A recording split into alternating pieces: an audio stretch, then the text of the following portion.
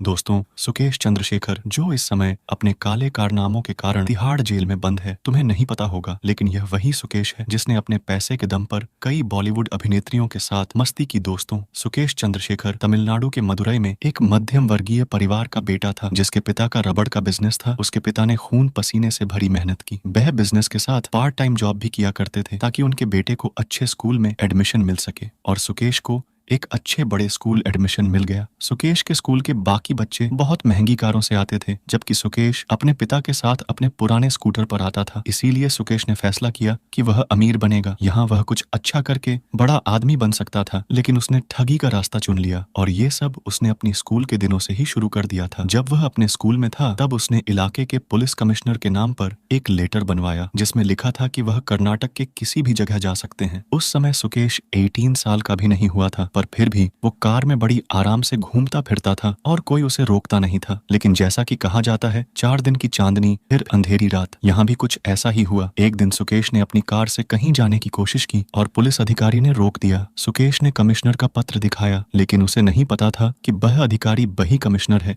जिसके नाम पर उसने एक फर्जी पत्र बनाया है। अधिकारी को पूरी बात समझ में आ गई और उसके पिता और सुकेश को जेल में डाल दिया गया। लेकिन इसके बाद भी सुकेश की गलतियों का सिलसिला नहीं रुका, बल्कि बढ़ता ही गया। और फिर सुकेश ने साल 2007 में एक बूढ़े आदमी से 1 करोड़ रुपए की ठगी की। यह पहली घटना थी, लेकिन इसके बाद सुकेश कभी नहीं रुका। वास्तव में यहाँ से उसका जोश और बढ़ गया। मुख्यमंत्री एम करुणानिधि के समय में वह लाल बत्ती वाली लग्जरी कार में घूमता था और खुद को मुख्यमंत्री का भतीजा बताता था। सुकेश ने खुद को कभी IAS अधिकारी तो कभी बड़ा राजनेता या व्यापारी बताकर लोगों को ठगा, और इसी तरह उसने एक बार बिजनेसमैन को टेंडर दिलवाने का झांसा देकर उससे पैसे ठगे। दरअसल सुकेश ने एक ऑफिसर बनकर बिजनेसमैन को कॉल किया और उससे कहा कि वो उसे एक बड़ा टेंडर दिलवा सकता है, लेकिन बदले में उसने बिजनेसमैन से 19 करोड़ रुपए की मांग की। टेंडर की लालच में बिजनेसमैन पैसे देने को मान गया, लेकिन उस समय उसके पास इतने पैसे नहीं थे। इसीलिए उसने कैनरा बैंक के लोन के लिए अप्लाई किया।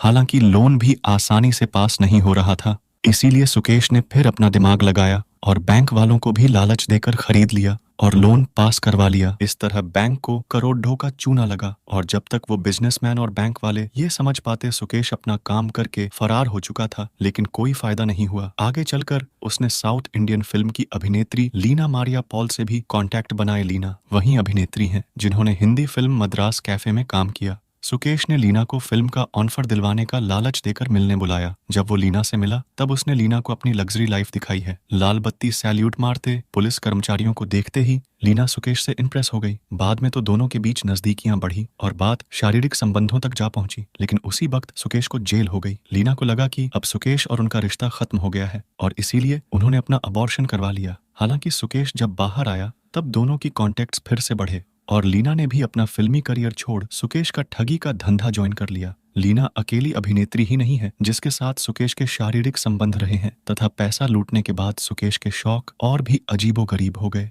सुकेश को बड़ी बड़ी अभिनेत्रियों के साथ समय बिताने का शौक था। इसके लिए वो कितने भी पैसे खर्च करने को तैयार था। उसने बॉलीवुड की फिल्म अभिनेत्री नोरा फतेही, भूमि पेडनेकर, जैकलीन फर्नांडीज, सारा अली खान जैसी कई हीरोइंस पर अपना हाथ आजमाया, लेकिन इनमें से कुछ हीरोइनों ने उसके गिफ्ट एक्सेप्ट नहीं किए और उसका शिकार होने से बच गई। लेकिन जैकलीन फर्नांडीज उसका शिकार होने से नहीं बच सकी। गिफ्ट्स मिलने के बाद दोनों का संपर्क हुआ और हयात होटल में दोनों की मीटिंग फिक्स हो गई। जैकलीन को लेने के लिए सुकेश ने मुंबई एयरपोर्ट पर 15 लाख प्रति घंटे के किराए वाला एक प्राइवेट जेट भेजा, जिसके बाद हयात होटल में दोनों की मुलाकात हुई, जहां दोनों ने साथ में एक रात गुजारी। जैकलीन से संपर्क बढ़ाने के लिए सुकेश ने उनके विदेश में रहने वाले रिश्तेदारों को करीब 7 करोड़ के गिफ्ट दिए। सुकेश के साथ संबंधों का नतीजा ये हुआ कि आज जैकलीन पुलिस का शिकार हो चुकी है, और सिर्फ हीरोइंस नहीं बल्कि सुकेश पॉलिटिकल लीडर्स को भी अपना शिकार बना चुका था। जयललिता की मौत के बाद जम्मू कश्मीर की पार्टी 2 हिस्सों में बंट गई और दोनों पक्षों के बीच चुनाव चिन्ह को लेकर झगड़ा हुआ,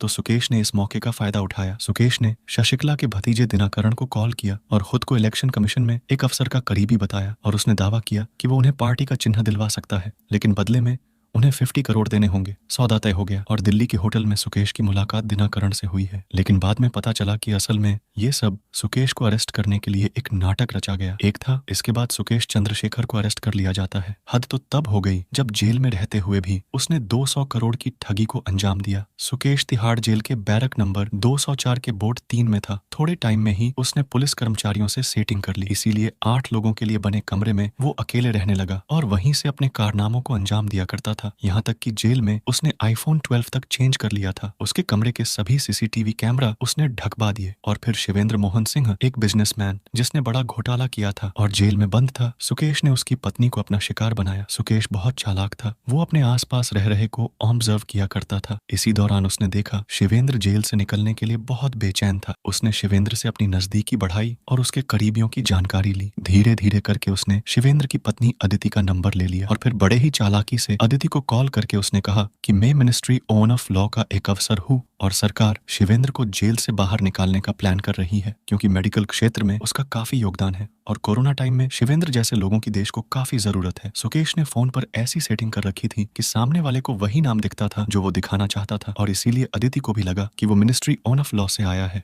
अगली बार सुकेश फिर से खुद को होम मिनिस्ट्री का अफसर बताकर कॉल करता है, यहाँ तक कि वो ये ज्यादा बोलता है कि होम मिनिस्टर अमित शाह उसके सामने बैठे हैं और पूरा मामला सुन रहे हैं ताकि शिवेंद्र की रिहाई की प्रोसेसर शुरू हो सके। अगली बार तो हद ही हो गई, क्योंकि सुकेश ने खुद को पीएम मोदी का सेक्रेटरी बता दिया। इस तरह कई बार बेवकूफ बनाकर उसने शिवेंद्र की पत्नी से कुल 200 करोड़ की ठगी की और ये पैसा दुबई और हांगकांग के अकाउंट्स में ट्रांसफर करवा दिया गया। अब सुकेश ने उससे ये बात किसी और को ना बताने के लिए ये कहकर मना कर दिया कि इससे गवर्नमेंट की बेइज्जती होगी और इस सब के लिए उसने जेल की पुलिस को 30 से 35 करोड़ डांट दिए। मामला तब खुला जब अदिति ने पुलिस में कंप्लेन की। दोस्तों, सुकेश चंद्रशेखर और उसकी ठगी की कहानी कैसी लगी आपको कमेंट्स में जरूर बताएं और ऐसी ही वीडियो देखने के लिए हमारे चैनल को जरूर सब्सक्राइब करें। धन्यवाद।